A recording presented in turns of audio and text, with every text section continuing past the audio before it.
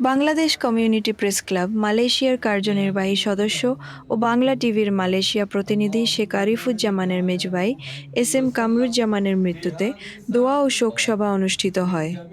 শনিবার ৮ আগস্ট সন্ধ্যায় কুয়ালালামপুরে community press club আয়োজিত শোক সভায় সভাপতিত্ব করেন সংগঠনের সভাপতি আমিনুল ইসলাম রতন।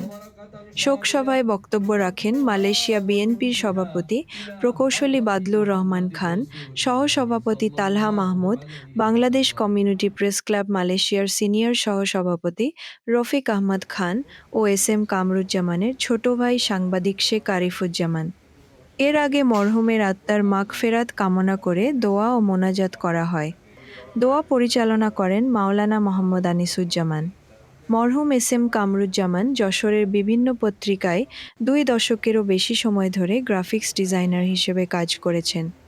সবশেষ তিনি দৈনিক স্পন্দন পত্রিকায় সিনিয়র গ্রাফিক্স ডিজাইনার হিসেবে কর্মরত ছিলেন। Jazeera news الحمد لله رب العالمين